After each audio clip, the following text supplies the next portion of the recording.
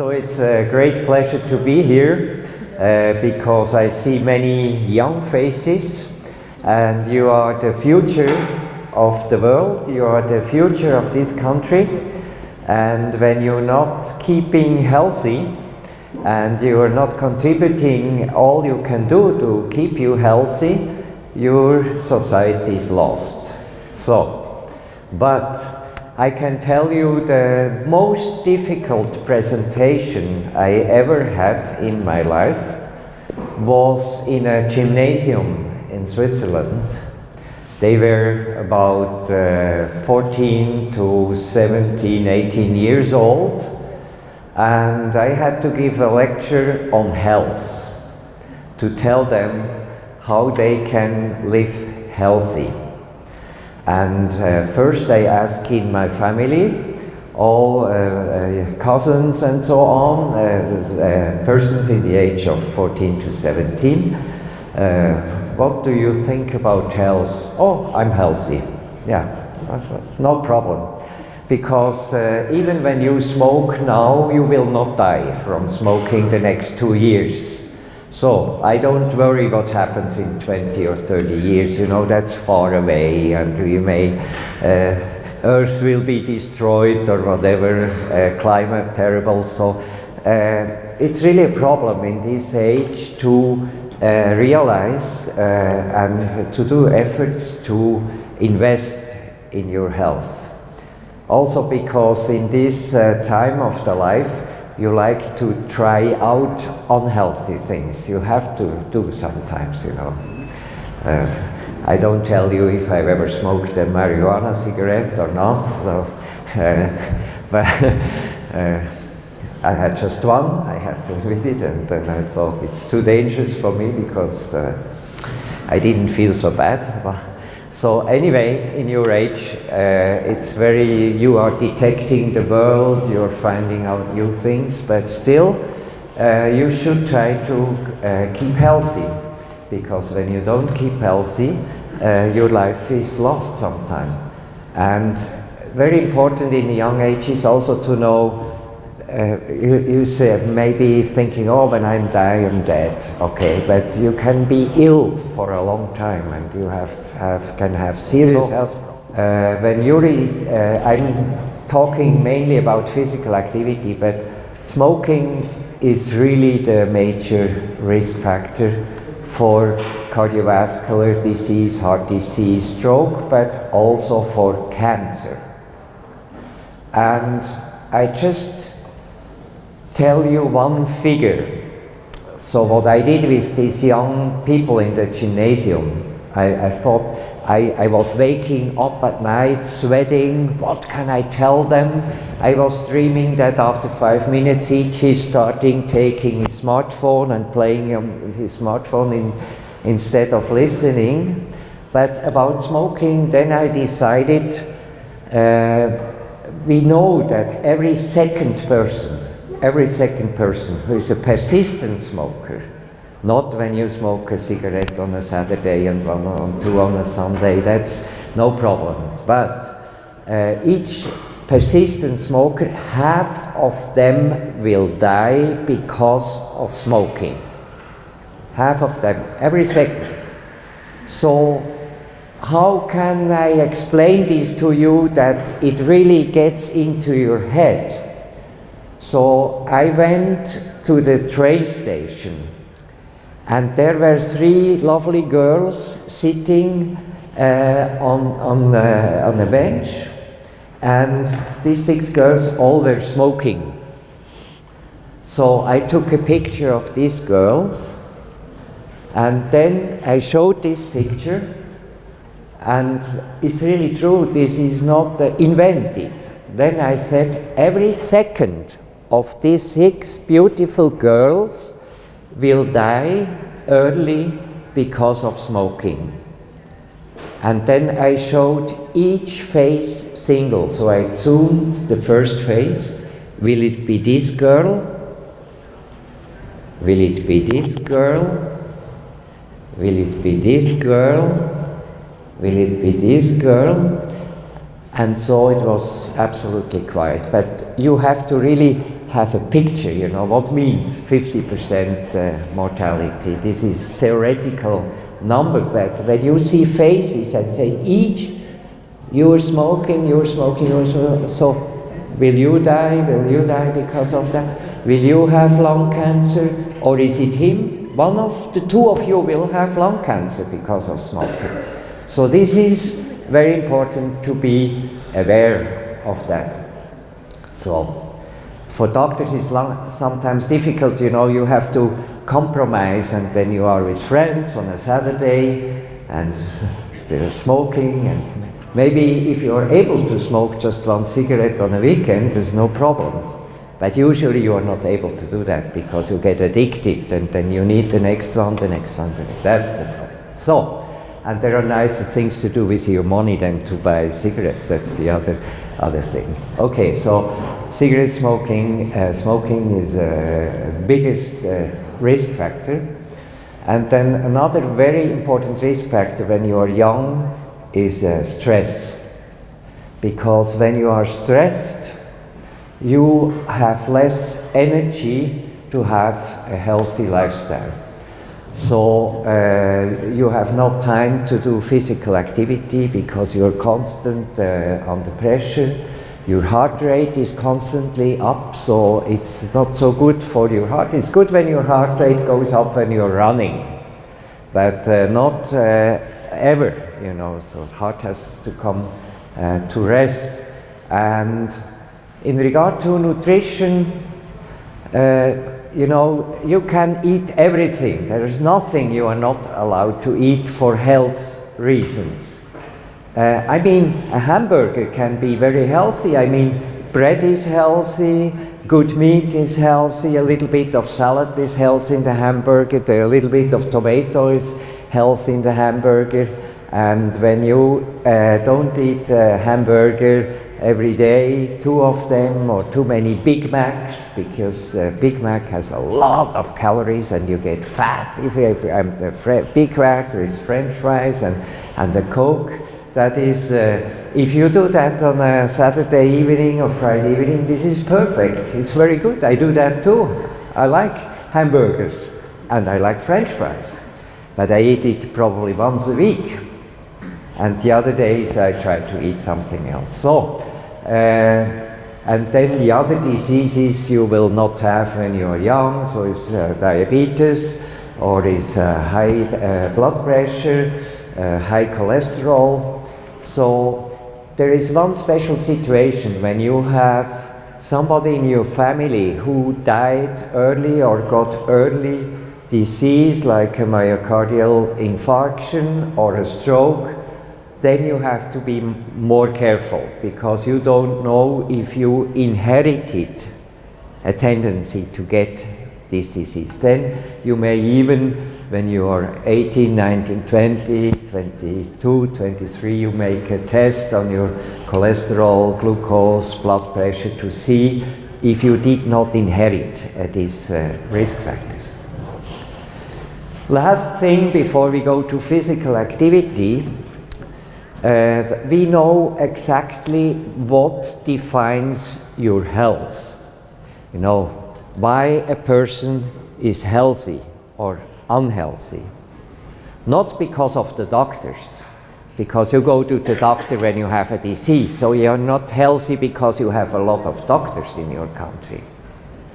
So we know that when we define determinants of health, that 50%, half of your health is determined by your lifestyle, by your behavior. So you, half of this you have in your hands. And then 20% are genetic determinants. You know, their families, everybody gets 90 to 100 years old, and others may have a disease, a genetically determined disease. So 50% health behavior, 20% genetics, 20% environment. So you can live in pollution, or if you are with friends, they are heavy smokers, and you do passive smoking. We know that there are a lot of tests in waiters when they are in a bar or in a pub where there is smoking. After half an hour, when you look at their vessels, you see that they have transient damage of their vessels. If a waiter is half an hour in a pub where there is smoking and you measure the blood flow in his vessels, the blood flow is decreased. And so there are many places where they did not allow anymore to smoke in public rooms. And there are some studies that these waiters, young students, have been controlled after 3 months of smoking ban in this bar. And vessels were completely normal again. So it's really an immediate effect. Or when smoking in Switzerland was not allowed anymore in public places, can you imagine the number of heart attacks, of myocardial infarction, just because smoking was not allowed in public places, just because there was less passive smoking? Incidence of myocardial infarction decreased by 20% in 1 month. So invasive cardiologists were very sad that they could put less catheters for myocardial infarction. But so this is an experience which we have in several countries.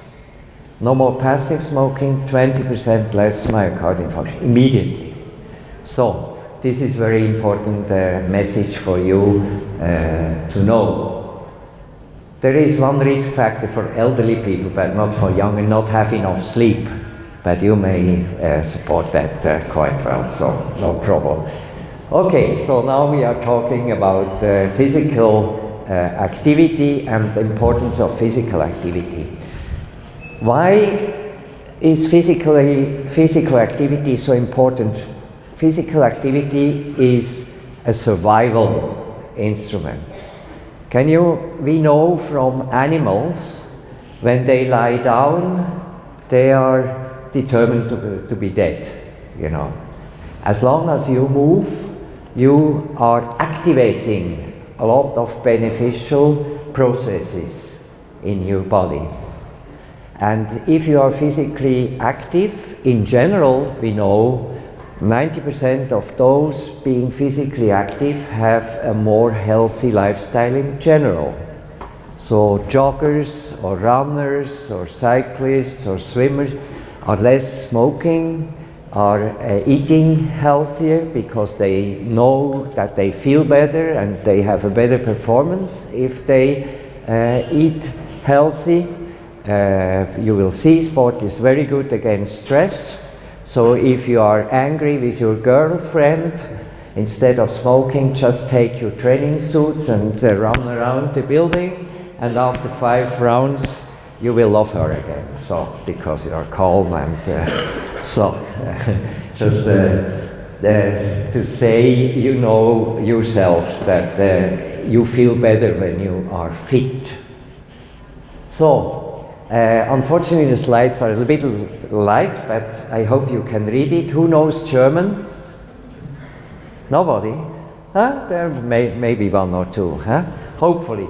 So, I'm not qualified, I have to admit, you know, in medicine you always have to give a declaration of interest. If you're recommending a certain drug and the drug company paid you a travel to Mexico, maybe your audience does not believe so much what you are telling because they think you are recommending these drugs because they gave you some money.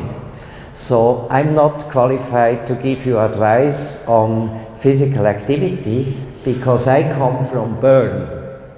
And in Bern we have the 3rd slowest walking speed in the world. So it was a very nice study. It's also, I tell this because for students, that was a study made by students worldwide. So somebody had the idea to compare walking speed in different countries. And so they recruited students, and in, I think in about 140 countries around the world, from each continent, they made 2 lines in the capital of the country, because it was very important to not have a selected population, so to know what the general population is doing. And they made 2 lines, I think 20 yards apart, one from each other, and they were measuring 1,000 persons at a time from one line to the other. So walking speed, and they excluded persons carrying things or mothers with small children, so they really had the average walking speed in a country. And Bern was the 3rd slowest in the world. There was only one country in Eastern Africa, and I think in Maldives they were slower than Bern. So sorry for that. I'm not an expert in probably when my people in Bern is that slow. So we make a lot of jokes about, or the others are making jokes about us.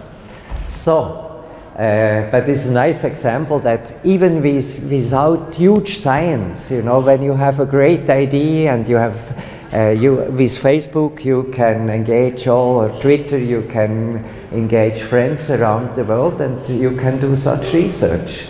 I think that's fantastic if somebody has the idea to do that. So, physical activity is very important, because sometimes in history we were like this animal on the left, and they had to crawl and to go through the woods and through the trees, and they had strong arms and strong legs and were very mobile.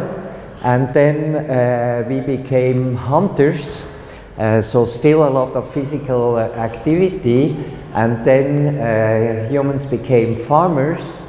And first they had manual work, which was very much physical activity, and then they became tractors and were less active, and then industry worker, and now in this regard very negative is this sitting in front of a screen. And you know, if you look from the side, these two look very similar. So maybe we were very close to them, so we should go back in regard to physical activity, just by chance, not by purpose, that they look a little bit the same. So we know for a very long time, this is a study which has been done more than 60 years ago in England, where they wanted to know the beneficial effect of physical activity. And I think it was a very genius idea to compare office workers with dock workers. So the very, at the harbor they have very physical hard work. And they saw that the risk to develop coronary heart disease, which leads to myocardial infarction, the risk was 50% higher in office workers compared to these dock workers on harbors. So this was the first study showing that if you are physically active, you have a much lower risk to get a heart attack. And then shortly after that, you know, you are inspired by studies and you're thinking, what could I study another situation where we can compare physically active people with inactive people? And they did a study, it's called London Bus Driver Study. So they compared life expectancy or coronary disease in the driver of the bus, who was constantly sitting there, with the conductor, who, you know, London buses have 2 floors, and so the conductor had to go up and down and up and down, and each When the stop is, he had to go out to see if everybody is in the bus. And so they had also about half of cardiovascular disease compared to the driver of the bus, which had a lot of stress and was just sitting. So very easy to do research, which is very convincing. So you can say, yeah, in my genes, I mean my father was not so active, my grandfather was lazy, and he is now 72 and doing okay. Maybe genetically I am protected against that, and genetically I'm determined that it is not so important to be physically active. Therefore, this is a very important study from Finland, where they looked at the risk to die in twins, so identical twins. This is very important for the research because the genetic material is absolutely identical in this. And when you look at the risk to die early in twins, genetically identical twins, and look what is the influence of physical activity, and may there be differences between identical twins being physically active or physically non-active, inactive. And this they showed really even in twins, if you're completely inactive, you are, so that are quintiles of metabolic equivalent, so you can calculate the energy expenditure of your body when you're doing something heavy work. You have more energy expenditure than lighter work. So if you do something, you have already 15% risk reduction to die early. So in the US, this is little physical activity. You know, the Americans are becoming fatter and fatter, and I think about 70% of children are overweight, more than 40 are massively overweight.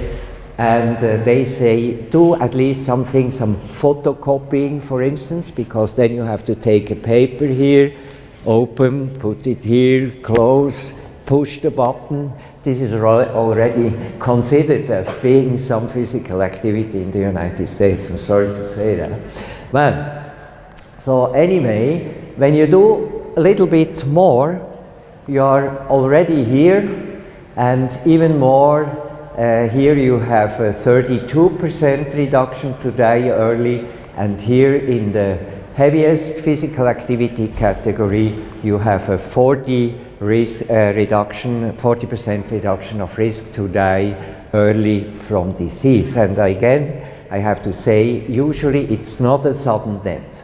Usually you have a myocardial infarction or a stroke, maybe years before you die. So it's a miserable life for many having that, and not just a sudden death. So, make your judgment. Where would I be in regard to amount and intensity of physical activity I have? If I'm very, athletic, natural, and very competitive, I try to be here. And I think we have some, they even train for triathlon, so they have to try to be here. But if I like sports, but I like also to spend time with my girlfriend without doing sport, or with my boyfriend, you might decide to be about here, huh? Because little gain for a lot of more physical activity. And here also you have to train many hours more to advance from very good to excellent, you know. So if you really train hard, you know, the first few hours you train to be fit, and then you train to be an athlete. You have to do a lot more, many hours more, and when you then want to become really a soccer player like Ronaldo, then you have to do 10 hours more or 12 hours more. So a lot more to have a little gain.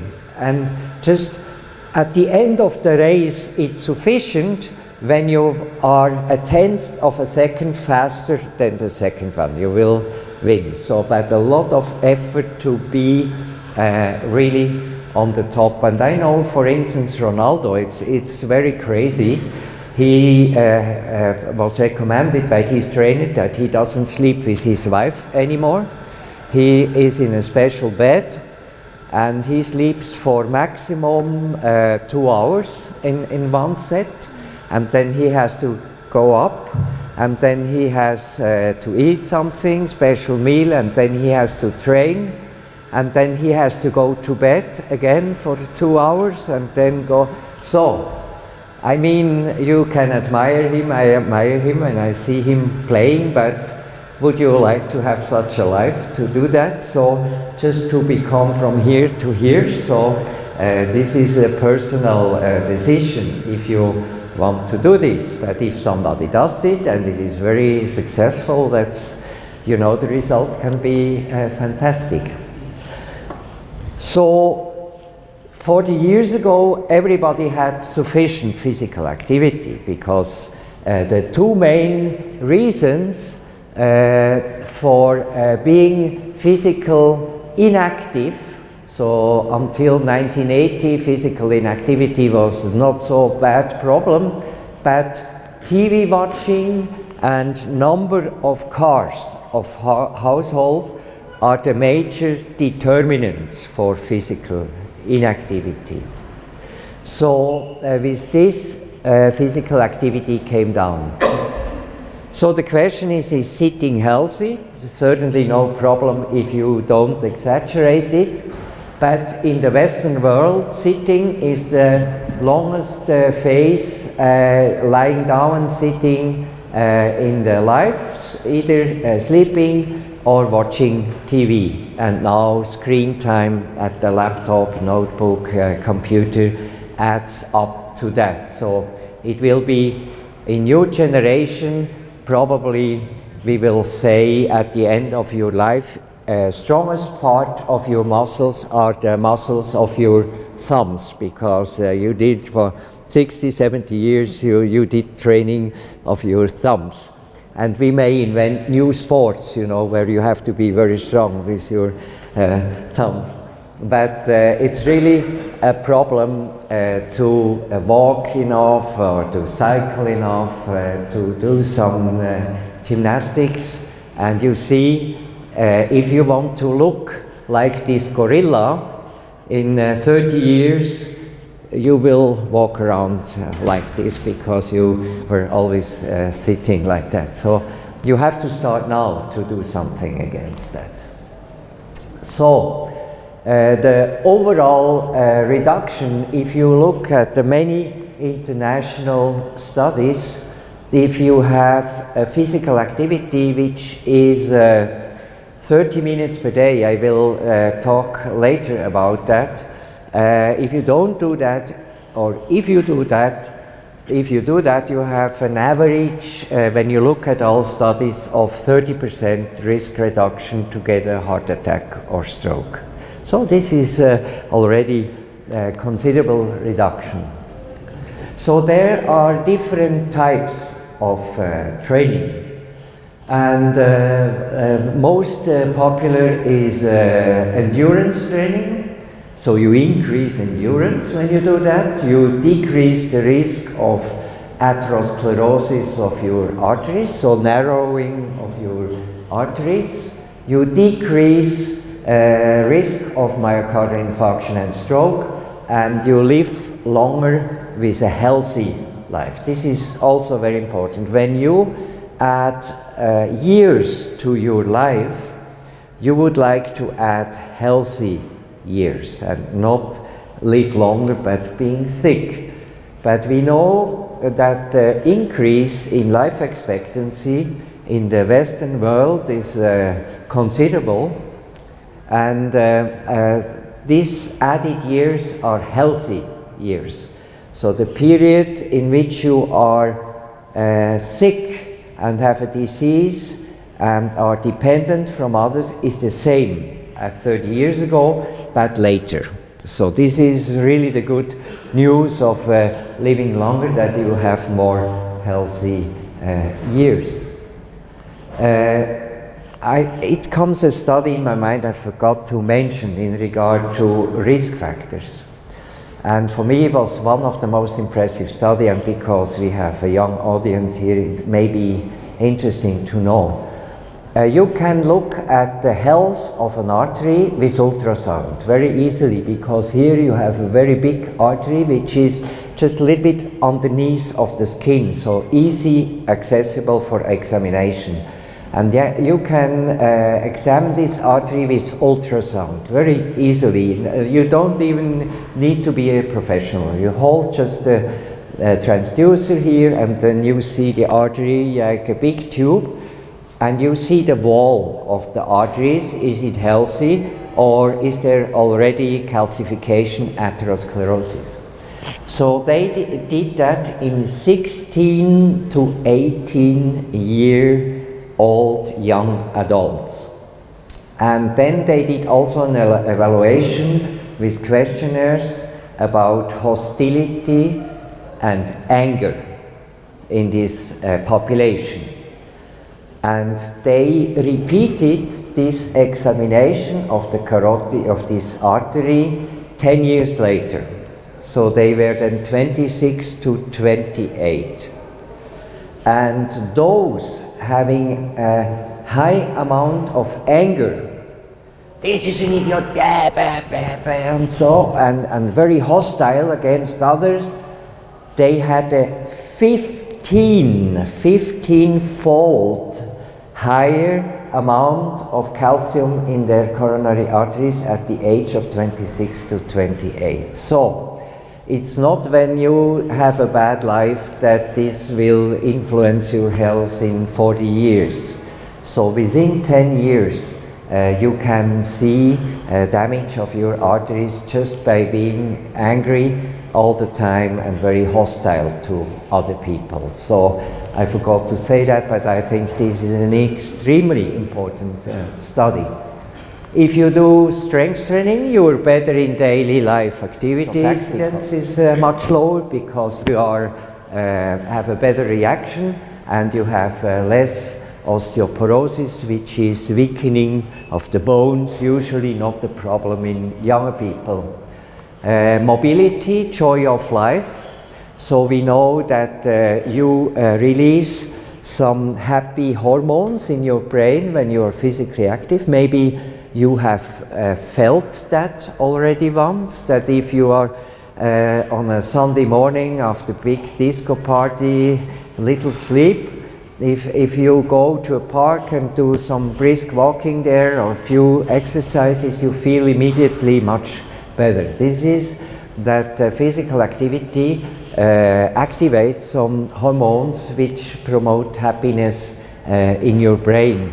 And sometimes it's crazy. We had a Swiss triathlon specialist. She won the Hawaii marathon, Hawaii triathlon, Ironman, I think 5 times. And she was, when she went through the finish line, she was always laughing. And she said, I feel butterflies, you know, butterflies around me.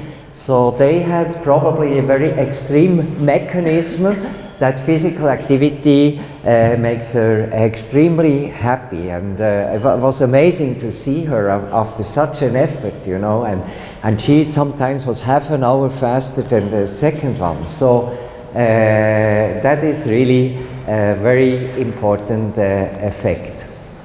So there is no one single intervention in life which has so many beneficial effects on your body as physical activity.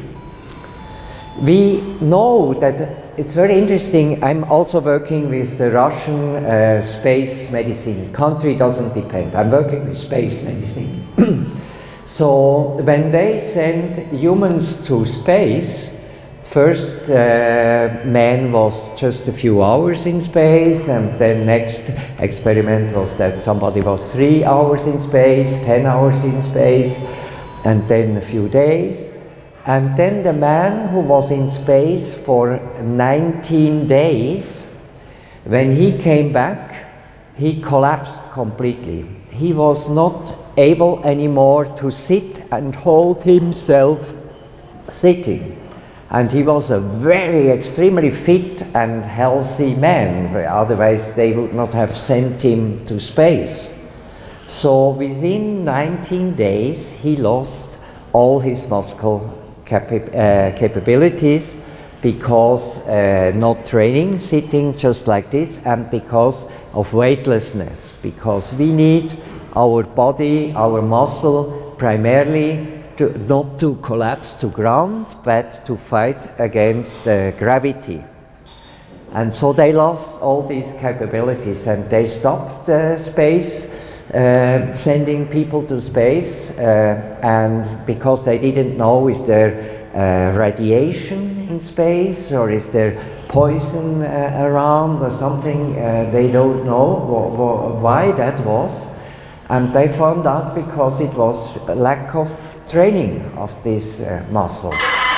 So they started to train them in space. So they had to develop training equipments which you could train in a very limited space. And they also used electrical muscle stimulation, that even during flight muscles were contracting a little bit to be preserved under these conditions. So it's amazing. Or when you are lying in bed, even as a young person with a cast because you have broken your legs, you lose 15% of your muscle mass in 1 week. It's terrible. So even short periods of physical inactivity are very, very bad. So, and an elderly person in a hospital lying down can lose their a third of their muscle mass within 2 weeks. So, and then when they go up, they cannot walk anymore, and it's terrible for them, for the family who has to take care for them. So you lose your muscles very quickly. This is the sad news. So therefore today in medicine, if somebody has surgery, an intervention, or elderly people, they are taken out of the bed as soon as possible. So after heart surgery, when they have heart surgery in the morning, we take them out of the bed later in the afternoon, already first time. So, and when I was a young doctor, somebody who had a myocardial infarction had to stay in bed for 3 weeks because they said, oh, it's a damage to the heart, we have to be careful. And they were very weak. And only a small number of those patients went back to work because we thought that this weakness is due to the heart disease. And we found out finally that the weakness was because of deconditioning, not training these muscles. So it's very important to know. So physical activity, this is an interesting mechanism, provokes the formation in your bone marrow of so-called endothelial progenitor cells. These are cells which can develop in different kind of cells. So they can become muscle cells, they can become arterial wall cells, so they differentiate later. And physical activity promotes these cells and they change into blood vessels. And even when you have an occluded blood vessel in your leg and you are training provokes this release of these progenitor cells. They go into your leg and you start to formate new vessels, which is really great. So therefore physical activity is also very important for repair mechanisms. And I started saying when an animal is lying down, you know, a horse is lying on the ground, not getting up again, it will die. And one reason is that these repair mechanisms, because the horse will lie down because it has some problems, and maybe there is a repair needed, and when this repair, when you don't move, this repair mechanism doesn't work. So physical activity is really extremely important. Blood clotting. Your blood is constantly, if you are physically inactive, clotting a little bit. Some elderly here, a little bit older than students, you have now already, by sitting 30 minutes, you have some small clots in your veins because you are not moving and you are sitting.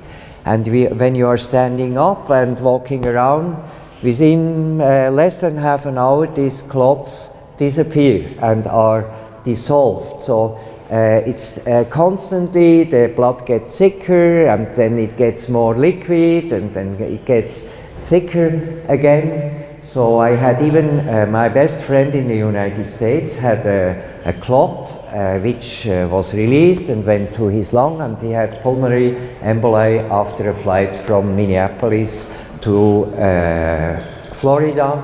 Even he was a very good sportsman, and but he was stuck there in the airport sitting for long hours, and so even when you are otherwise healthy, that can happen sometimes after long flights, for instance. Being physically active keeps your blood more liquid. And that's very interesting, because if you understand the mechanism through which the beneficial effect of physical activity is translated into health, you can imagine yourself the intensity, amount, and time of training you have to do. So the transmitter of the beneficial effect of sports is the distension of the vessel.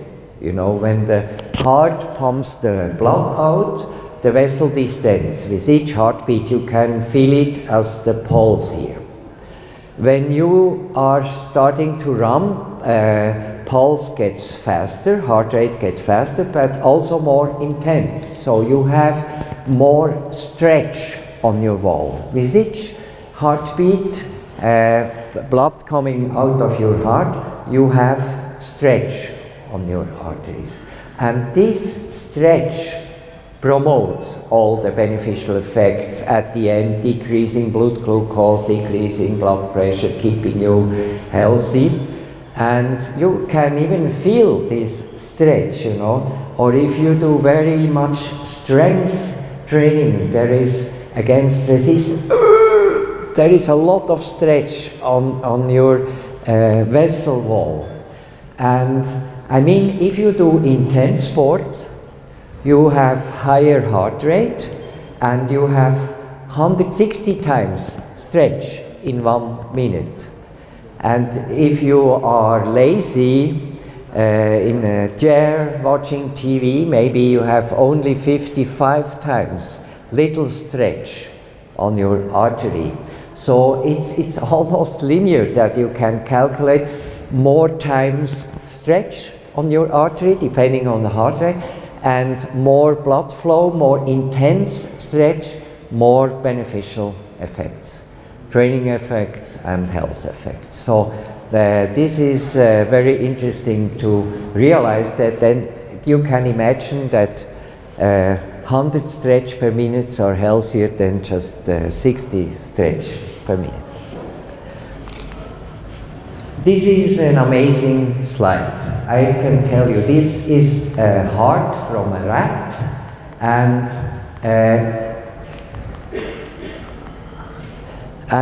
what they did, they trained half of the rats. This was a prospective randomized study. Half of the mice were trained for 20 minutes on a treadmill, and half of the rats were not trained. And the next day, they ligated a coronary artery. They opened the chest of the rat and ligated a coronary artery, so no more blood coming through this artery, and the muscle which was nourished by this artery died. and the rats had a myocardial infarction. And this has been repeated in other studies. Here you see healthy muscle, and here you see healthy muscle, and here was the myocardial infarction. Here is just a thin scar, like you had an injury. And you see the size of the scar in the rats which have not been trained with one training 1 day prior to infarction, 20 minutes, and the size of the infarct in a rat which has been trained. And when you look at a large number of rats, when you do that, myocardial infarction is approximately half as large as when you didn't move 20 minutes the day before. So this is amazing, because physical activity has an immediate beneficial effect, and it's also an investment in the future, but also in the moment. So when we are going to disease, we see that physical activity has a central role, because more than 80% of the diseases can be influenced beneficially by physical inactivity. So it's obesity. When you move more, you lose weight. If you have less obesity because you are moving, you have less diabetes. And if you have diabetes and you are physically active, your blood sugar goes down, so you have better control of the disease. This is a disease of elderly people, that your bones get weaker, and you may know some elderly ladies in your neighborhood. They get smaller and smaller and smaller when they get older, because their bones are getting less dense, and so the vertebral body are getting smaller. So you can prevent some of this, not all, by physical activity, and it's highly protective against cardiovascular disease, myocardial infarction and stroke. And what we should not forget, I didn't mention here, for many types of cancer, you have half the risk if you are physically active. For instance, colon cancer is half in persons being physically active compared to persons being physically active. There are certain types of mama carcinoma, carcinoma of the breast in women. They have 30% less, they occur 30% less in physically active women compared to non-active women. So it's also protective against cancer, not against all types of cancer, but against many types of cancer. And so we really have to, I was very happy. I think in Ukraine the problem is not so eminent with obesity, but we see what is the problem. Yuri did some screening in, I think, 400 people in the clinics.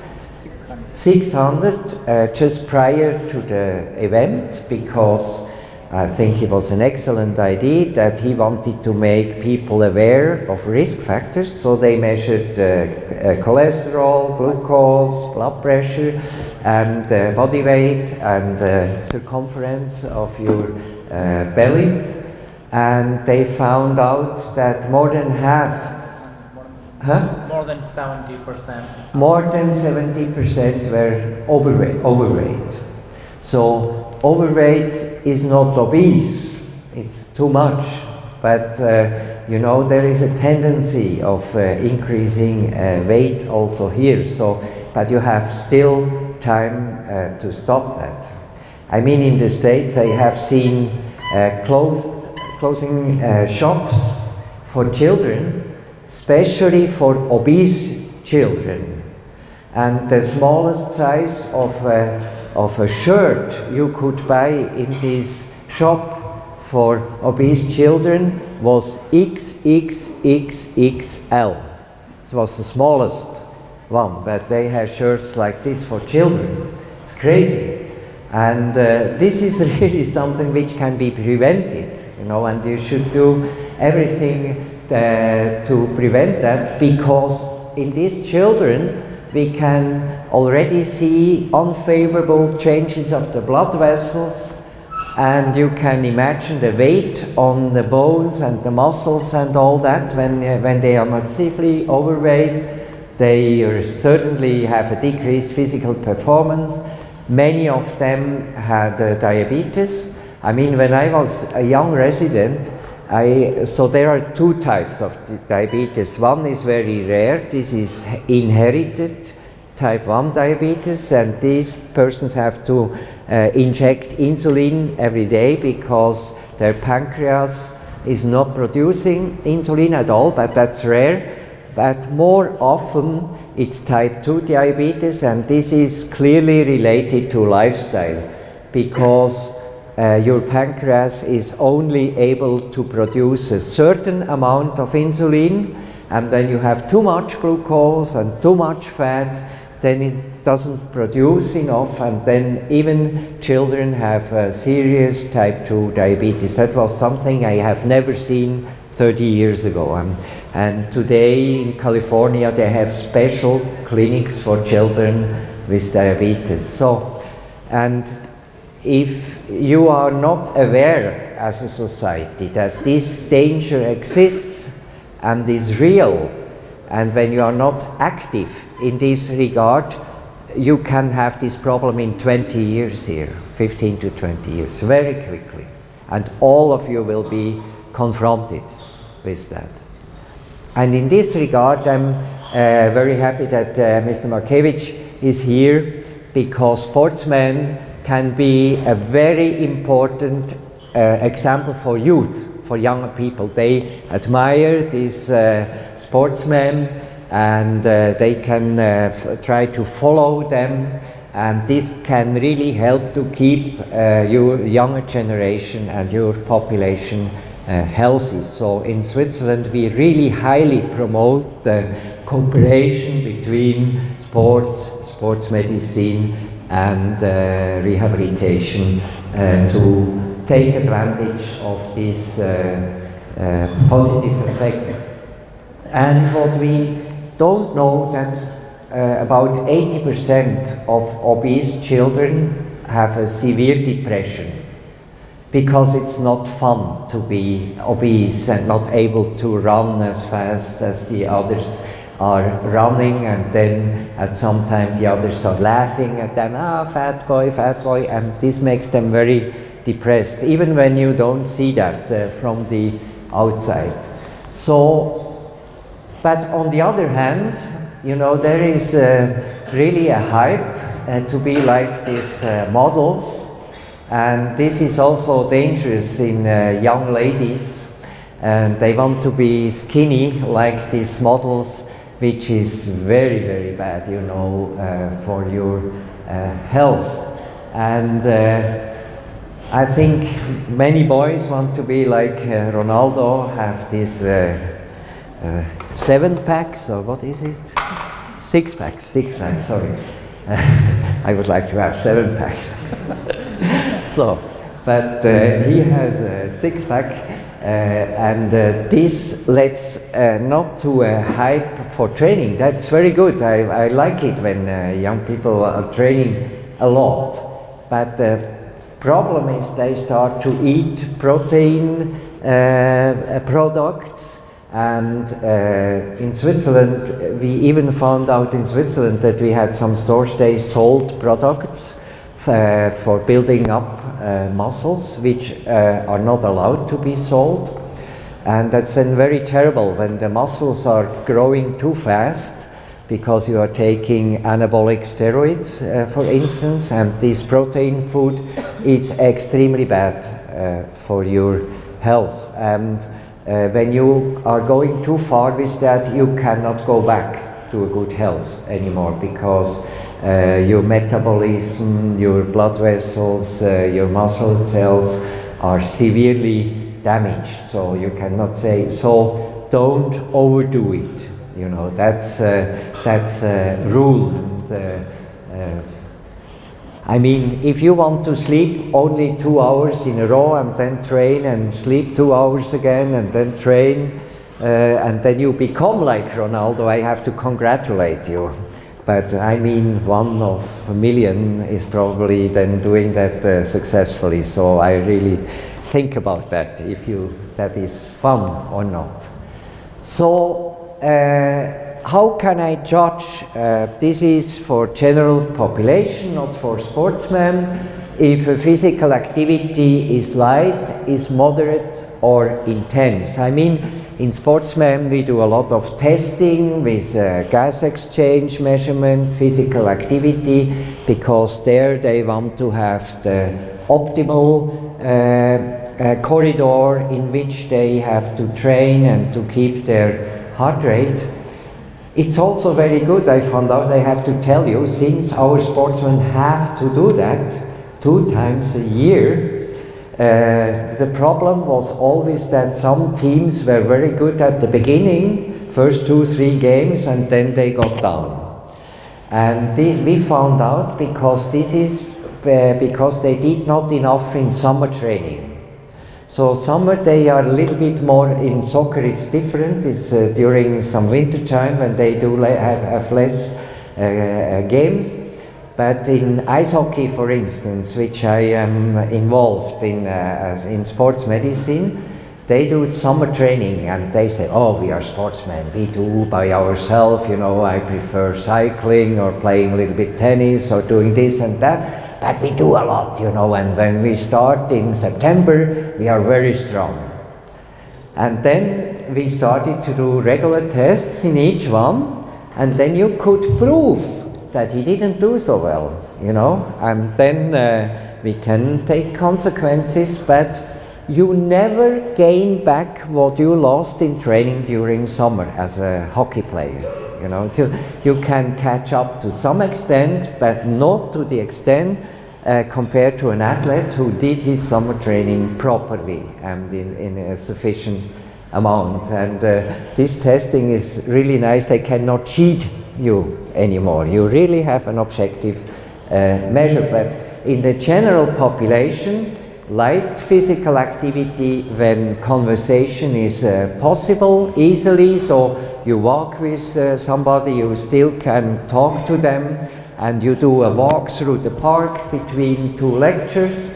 This is light physical activity. Your heart rate is slightly increased and there is no significant sweat. Moderate physical activity, you still can talk, but it is a little bit more exhausting to talk because you are walking a little bit faster, and this is moderate activity. Heartbeat moderately increased, moderate sweat, increased respiration, and here conversation is not possible anymore. This is intense sport. Heartbeat is severely increased, you are sweating strongly, and you're getting breathless. Now, how much sports for children and adolescents? There, this light intensity is not enough to keep them healthy, so they should do moderate to high intensity training, 60 minutes a day, and one, we can say, package of exercise. The shortened duration of doing that should be 10 minutes constant, constant workload.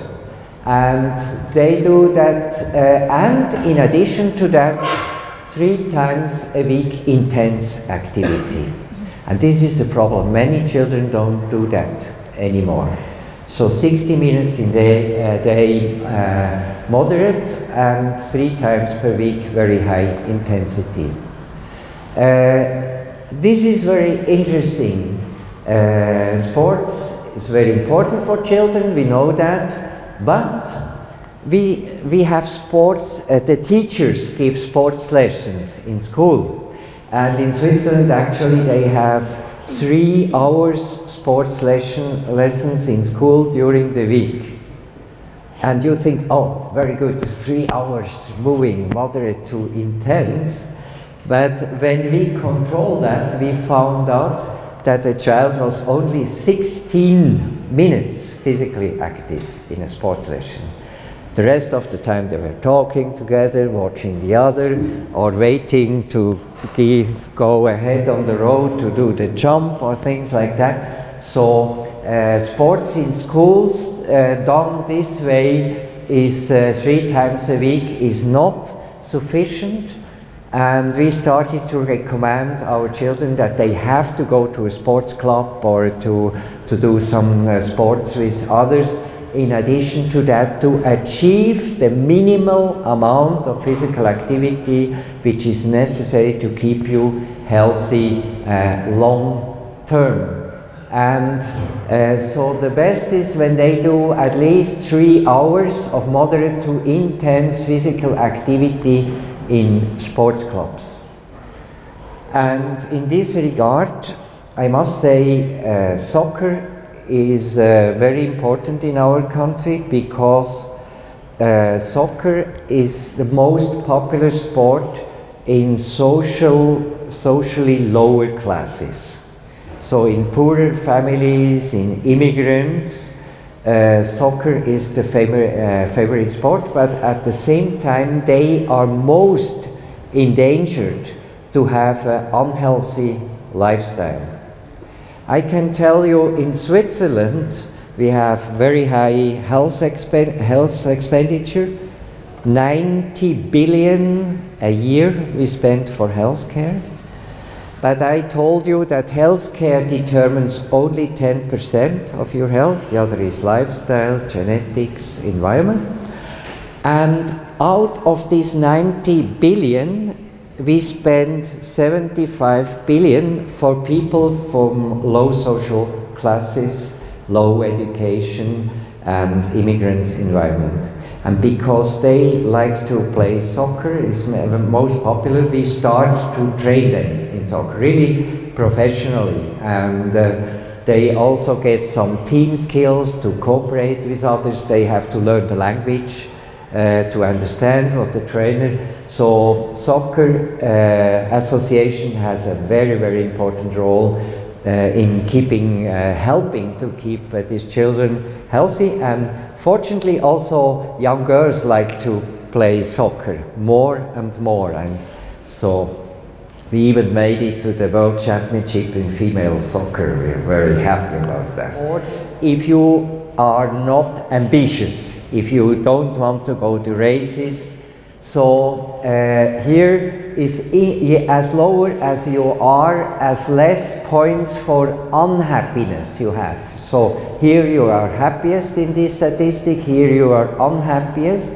So if you do no sports 1 to 2 times a week, 3 to 4 times a week, 5 to 6 times a week, 7 times a week, and you look at frequency of moderate physical activity and frequency of vigorous physical activity, you see the most happy are those who train between 3 and 6 times a week. And then it becomes burdensome. I talked about that, to do more, and it's not so funny sometimes to do that. So if you want to do sports, not only for your health, but to be happy, do it 3 to 6 times a week. So last question is sports at any age. So if you are 60 or 70 or even 80, is it worthwhile to do sport? So an 80-year-old man who had bypass surgery of his heart because arteries were blocked, when he was a smoker until 80 and survived that, but he had to have bypass surgery mainly because of smoking. When he quits smoking in the age of 80, statistically he gets 5 additional years in reasonably good health, even when he's 80, when he quits smoking. So to have a healthy lifestyle and to change to a healthy lifestyle, it's really worthwhile to do it at any age. And what is also nice, you have some legacy, we call that. So if you did a lot of sports when you have been young, many are stopping when they are about 35 or so. This is also interesting about soccer. I see fat men in my office, they are 60 years old, and I ask them, do you do sports? And he said, oh, soccer. Then I say, you go 3 times a week in soccer training, and on Sunday you play with friends. No. When did you play last time soccer? And he said, about 30 years ago, but he's still a soccer player, you know. So this is very, very funny, but you really should, but if you, because he did play soccer when he was young, or somebody did sports in young age, some of this beneficial effect is preserved. So it's also that you regain your strength a little bit faster when you, after stop period of not doing a lot of sports, you do start again.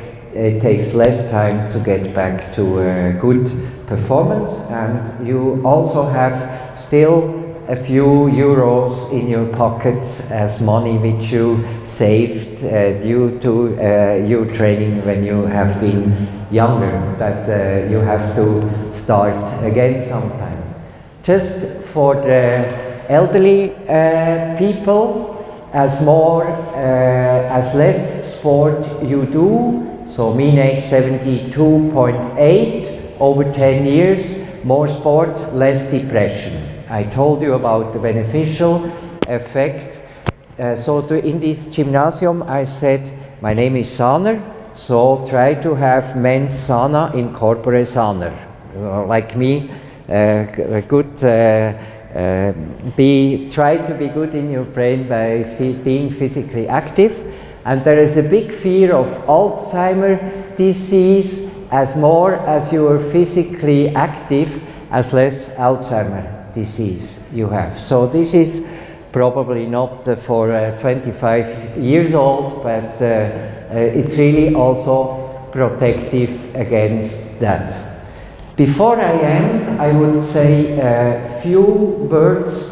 Is it risky to do sports? We can say to have myocardial infarction during vigorous exercise is 6 to 7 times higher than when you're compared to sitting in a chair. So physical activity does something on your vessel, and when the vessel is healthy, no problem, but when it is not healthy, then it may be a problem. But the good thing is that the onset of symptoms of problems in your heart usually you feel during strong exercise. When you start to feel a little pressure here when you're running, and the pressure goes away when you stop, and then you run again, and then you have some pain here, and when you stop it goes away, then you have to go to a cardiologist immediately to check, because this usually they feel that they have a problem when there is. But the good story is it almost only happens in people not doing sports. I even had some doctors, you know, they were working like crazy during the week, and then on the weekend they went to the mountains with a heavy backpack and wanted to do a lot of sports to be active, but because they did not do anything during the week, it became dangerous to do that. So almost never something happens in persons doing at least 3 times sports a week. So their arteries are trained, their heart is trained, and so if you are young, you don't need a checkup before doing sports, even when you are running like crazy. Here in sportsmen, it's extremely rare that they drop dead, but it's a catastrophe. I mean, I think the last one was about some months ago, a soccer player from Ivory Coast who collapsed in Italy and was dead in the field. And we really have to do everything to avoid that, not only because it's bad for this player, but if population sees that, they think that sport is dangerous.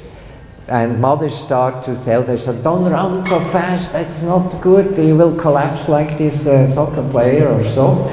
So we have to be very careful and evaluate these very famous sportsmen very carefully and to avoid these things. But most of them, you know, you don't just collapse if your heart is healthy. So most of them have some kind of congenital heart disease, a defect which was unrecognized. And when you do a systematic screening, you can recognize that with ultrasound of the heart, EKG or so. But for you, if you feel well, you don't need such an examination. But in competitive sport, is really a switch. If you look at marathon runners, when they do an intense marathon, some enzymes are released, some substances which are within the heart muscle are released, and you can measure them in the blood, like when you have a heart attack, a myocardial infarction. So there is some damage to muscle cells. Some muscle cells will die if you do an intense marathon. We know that. We did a lot of measurements also in alpine marathon. And even when we check these athletes on the Jungfrau mountain, when they did this alpine marathon running up there, there is some dysfunction of the heart. The heart pump is not absolutely normal anymore. But there is no significant evidence that this finding is important, because it's transient. In a good trained athlete, the muscle recovers, and there is no long-term damage which we can see to the heart. But again, this is in trained athletes. When you don't do anything and then you decide to do a marathon, is a very stupid idea to do that. So you really need constant training. I just want to show you, and that's the last I show you. They looked in a retrospective analysis. They analyzed marathons, including 3.3 million marathon runner, and they were running on 750 different days, 14 million marathon hours. And so you see the distance in mile when the death occurred during marathon running, and almost so the vast majority at the end of the marathon. So that happens, you know, it's rare, but that happens. But they did an interesting study. They looked at all deaths in the area where the marathon has been, and they looked at the deaths outside the marathon area, and they had much more deaths in the same time during the time of the marathon outside the marathon. So much more are dying from car accidents and other causes than from marathon running. So we should not stop to do that. At the end, sport should be fun, and if you have a belly like this, so they started to do in California liposuction, so they suck the fat away from your body, and then you don't have to do sports to lose it. But you see there is no permanent effect on the fat in your organs inside, which is the dangerous fat. So you have several choices what to do, and I hope I could convince you that you should stay physically active. Thank you very much for your attendance.